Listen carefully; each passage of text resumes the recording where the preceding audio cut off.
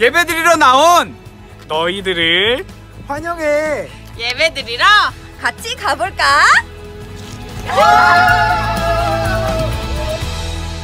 자녀와 함께 드리는 영상 예배 가이드. TV, PC, 태블릿 PC, 핸드폰 등 영상으로 예배드릴 수 있는 장비를 준비해주세요. 예배를 드리기 위해 구분된 장소에 모여주세요. 독서, 일상생활 중에 영상을 틀지 말고 예배 시간을 정해 집중하여 예배를 드립니다. 편안한 복장 대신 복장을 갖추고 예배를 드려주세요. 자녀들에게 서로의 안전을 위해 가정에서 구분된 장소에 모여 예배를 드리는 것임을 알려주세요. 예배 후 예배를 통해 느낀 점을 서로 나누고 교회와 나라를 위해 함께 기도하는 시간을 가지세요. 그럼 이제 예배를 시작해볼까요? 지금부터 2020년 5월 10일 창동교회 아동부 예배를 시작하도록 하겠습니다. 다 함께 사도신경 하시겠습니다. 전능하사 천지를 만드신 하나님 아버지를 내가 믿사오며 그 외아들 우리 주 예수 그리스도를 믿사오니 이는 성령으로 잉태하사 동정녀 마리아에게 나시고 본디오 빌라도에게 고난을 받으사 십자가에 못 박혀 죽으시고 장사한 지 사흘 만에 죽은 자 가운데서 다시 살아나시며 하늘에 오르사 전능하신 하나님 우편에 앉아 계시다가 저리로서 산자와 죽은 자를 심판하러 오시리라. 성령을 믿사오며 거룩한 공회와 성도가 서로 교통하는 것과 죄를 사하여 주시는 것과 몸이 다시 사는 것과 영원히 사는 것을 믿사옵나이다. 아멘.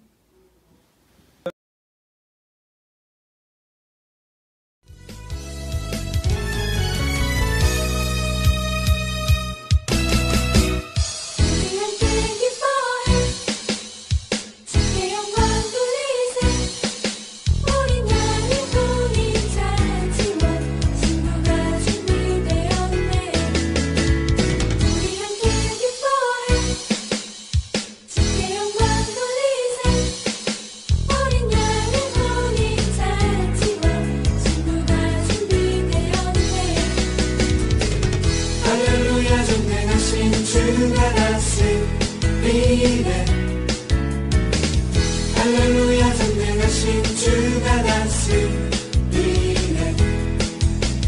우리 함께 기뻐해 주께 영광 돌리세. 어린 양의 혼인 잔치와 신부가 준비되었네. 우리 함께 기뻐해 주께 영광 돌리세. 어린 양의 혼인 잔치와 신부가 준비되었네. 할렐루야 전능하신 주가 다스리네. 할렐루야 전능하신 주가 다스리네. 할렐루야 전능하신 주가 다스리네. 할렐루야 전능하신 주가 다스리네.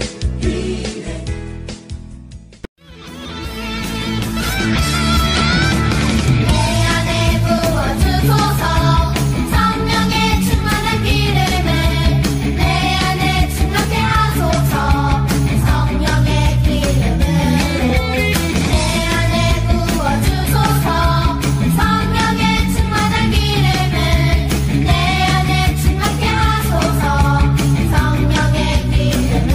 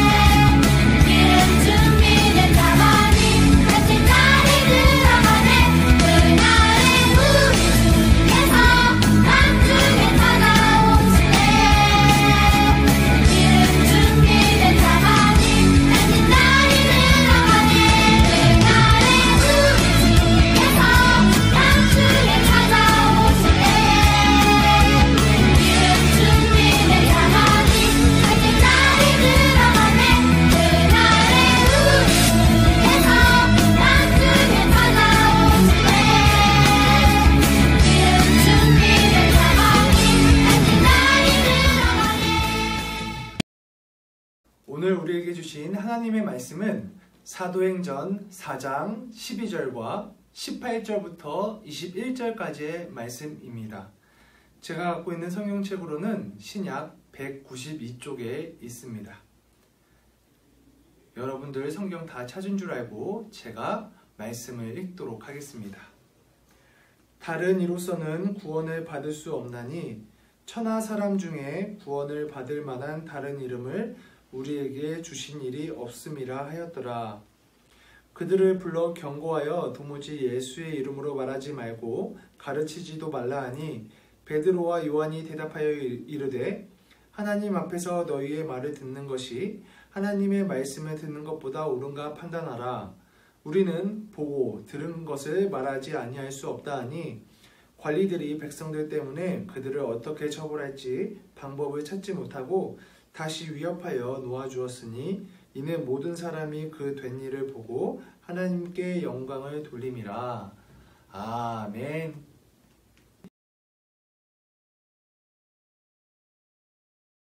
사랑하는 창동교회 아동부 여러분, 우리 예수님께서 부활하시고 승천하셨다는 그 사실에 대해서 기억하고 있나요? 그리고 예수님께서 승천하실 때에 이 땅에 성령님을 내려보내주셨다라는 것을 기억하고 있나요? 우리가 지난 시간에 마가의 다락방에서 김지호 전도사님을 통해 성령님이 임하셨다는 그 사실을 알 수 있었어요. 맞아요. 지금 우리가 있는 이 땅에 성령님께서 계시는 거예요. 우리가 지난주에는 이제 성령님께서 우리 안에 계시다는 그 사실을 배웠는데요. 이제는 우리가 성령님께서 우리의 마음속에서, 우리의 안에서 어떤 힘을 주시는지 한번 이야기해 보려고 해요. 여러분은 혹시 성령님을 통해서 힘을 얻은 경험을 해본 적이 있나요? 그리고 전도사님은 과연 그런 경험이 있었을까요? 오늘 우리가 성경 말씀을 통해서 한번 생각해보는 그런 시간 가졌으면 좋겠어요. 제자들은 마가의 다락방에서 성령님께서 나의 안에 이 땅에 계시다는 그 사실을 알게 되었어요. 그리고 제자들은 변화되어서 열심히 예수님의 말씀을 전하면서 사방군데를 다니기 시작했어요. 그 제자들 중에 예수님의 첫 번째 제자인 베드로도 있었어요. 여러분 혹시 그 베드로에 대해서 혹시 기억이 나시나요? 사실 베드로는 첫 번째 제자였지만 예수님께서 돌아가셨을 때에 닭이 울기 전에 3번이나 예수님을 모른다고 대답한 사람이기도 해요. 어떻게 보면 예수님에 대한 믿음이 부족하다고도 할 수 있겠죠. 하지만 이 베드로는 성령님께서 마가의 다락방에서 임하셨을 때 변화되어서 다시 열심히 예수님을 전하기 시작했어요. 심지어 이 베드로에 대해서 성경은 이렇게 기록하고 있는데요. 어느 날 베드로가 예수님에 대해서 말씀을 선포하였는데 사도행전 4장 4절 말씀에서는 이렇게 말씀해요. 말씀을 들은 사람 중에 믿는 자가 많으니 남자의 수가 약 5,000명이나 되었더라. 여러분, 남자의 수가 5,000명이었다는 말은 남자뿐만이 아니라 여자와 어린아이들의 숫자를 포함한다면 5,000명이 훨씬 넘는 사람들이 베드로를 통한 예수님의 말씀을 듣고 믿음이 생겨났다는 거예요. 정말 어마어마한 일이죠. 이렇게 베드로는 변화되어서 열심히 예수님의 말씀을 전하게 되었어요. 다른 제자들 또한 베드로처럼 이렇게 변화되어 열심히 예수님의 말씀을 전하기 시작했어요. 전도사님이 예수님의 제자인 베드로와 다른 제자들의 이야기를 보다 보니까 저의 어릴 적 일이 생각났어요.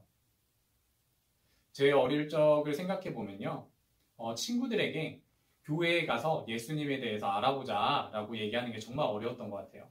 전도사님이 그때 어떤 생각을 했었냐면요. 학교에서 친구들에게 교회에 가자고 말했는데 교회에 가서 재미가 없으면 어떡하지? 또 그리고 교회에 데리고 갔는데 예수님에 대해서 못 알려주면 어떡하지?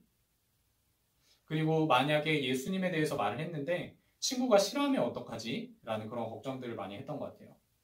전도사님이 왜 그런 걱정을 했나 한번 생각을 해보니까 전도사님이 이런 생각을 가졌던 것 같아요. 내가 친구들을 교회에 데리고 가서 꼭 예수님을 알게 해야겠다라는 그런 책임감을 가졌던 것 같아요.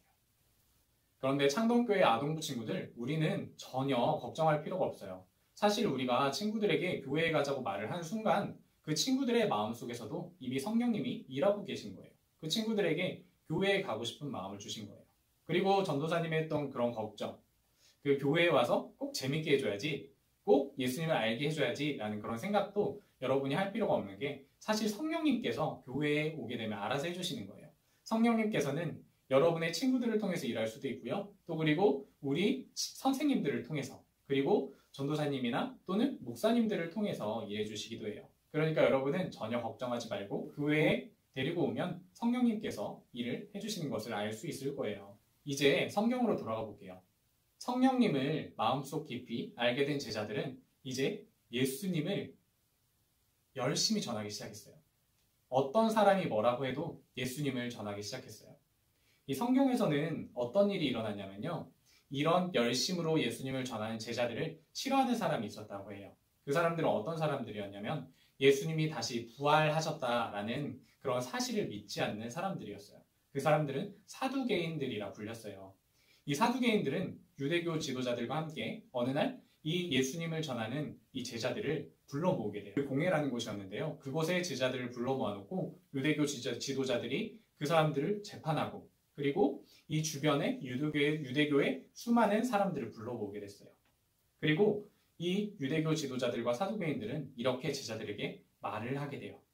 너희들은 도대체 누구의 권세와 누구의 이름으로 그 남자의 수가 5,000명이나 되는 사람들을 믿게 하였느냐라고 이렇게 물어봐요. 사실 이 유대교 지도자들이 제자들에게 이렇게 말한 이유는 단 한 가지였어요. 이 사람들이 이 자리에서 예수님을 믿는다는 말을 당당하게 하지 못하고, 그리고 예수님을 부인하고, 그리고 예수님을 잘 알지 못한다라고 말하기를 원했어요. 사실 이 사람들은 제자들에게 공개적 망신을 주기 위한 거였던 거예요. 제자들을 괴롭히기 위한 거였던 거예요. 하지만 이 예수님의 제자 중 한 명인 첫 번째 제자 베드로는 이 유대교 지도자들에게 이렇게 말을 하게 돼요. 우리 함께 사도행전 4장 12절 말씀을 읽어볼게요. 다른 이로서는 구원을 받을 수 없나니 천하 사람 중에 구원을 받을 만한 다른 이름을 우리에게 주신 일이 없음이라 하였더라. 아멘. 사랑하는 창동교 여러분, 만약 전도사님이 이 베드로와 같은 자리에 있었다면, 그 수많은 유대교 사람들과 그 유대교 지도자들 앞에 있었다면 정말 무서웠을 것 같아요. 그곳에는 제자들을 싫어하는 유대교 지도자들 뿐만 아니라 유대교 사람들이 수많은 사람들이 있었기 때문에 그곳에서 있다는 것 자체만으로도 정말 너무 무서웠을 것 같고요. 그리고 그곳에서 예수님을 당당하게 이야기한다는 것 자체가 정말 어려웠을 것 같아요. 그런데 이 첫 번째 제자 베드로, 그리고 제자들은 이렇게 당당하게 고백한 거예요. 다른 이름으로서는 구원을 받을 수 없습니다. 오직 예수 그리스도의 이름으로만 구원을 받을 수 있습니다. 라고 이렇게 당당하게 말해요. 이 베드로의 대답을 들은 유대교의 지도자들은 너무 당황하기 시작했어요. 어떻게 저렇게 이 자리에서 당당할 수 있을까? 어떻게 이 예수님이라는 자에 대해서 이렇게 말을 할 수 있을까? 라고 말이에요. 그리고 이 유대교 지도자들은 이 제자들을 다시 이 회당 바깥으로 보내게 돼요. 사랑하는 아동부 친구들, 우리는 오늘 성령님으로 인해서 힘을 얻은 그런 제자들의 이야기를 들었어요. 그리고 힘을 얻어 열심으로 예수님을 전하고, 그리고 그 결과를 통해서 수많은 사람들이 예수님을 믿게 되었다는 이야기를 들었어요. 사실 이 모든 것은 거침없고 당당하게 예수님을 전할 수 있었던 것은 성령님께서 이 제자들의 마음속에서 일해 주셨기 때문이에요. 사랑하는 아동부 친구들, 그래서 우리도 이 시간 우리 마음속으로 예수님을 주로 고백하고, 그리고 성령님께서 나의 마음속에서 일해달라고, 나의 마음속에 들어와 달라고 고백하는 시간을 가졌으면 좋겠어요. 그리고 성령님께서 우리 안에서 일하셔서 우리가 누가 뭐라고 하든지 예수님을 전할 수 있는 우리 친구들이 되었으면 좋겠어요. 언제나 당당하게 예수님을 전하며 살아가는 우리 창동교회 아동부 여러분 되었으면 좋겠습니다. 우리 함께 기도할게요. 하나님 감사합니다. 오늘 이 땅에 계신 성령님께서 주신 힘으로 말씀을 전하였던 제자들의 이야기를 들었습니다. 하나님, 오늘 우리도 성령님께서 주신 힘을 받기 원합니다. 그리고 그 성령으로 당당하게 예수님을 전하기 원합니다. 언제나 우리를 보호하여 주시고 우리가 가는 모든 길을 이끌어 주시옵소서. 감사합니다. 상이 많으신 우리 주 예수 그리스도의 이름으로 기도드립니다. 아멘. 우리 아동부 친구들, 전도사님 말씀 잘 들었죠? 베드로가 사내들인 공회에서 그렇게 강하고 담대함으로 예수를 증언할 수 있었던 것은 그의 마음속에 성령 하나님이 함께 계셨기 때문이에요.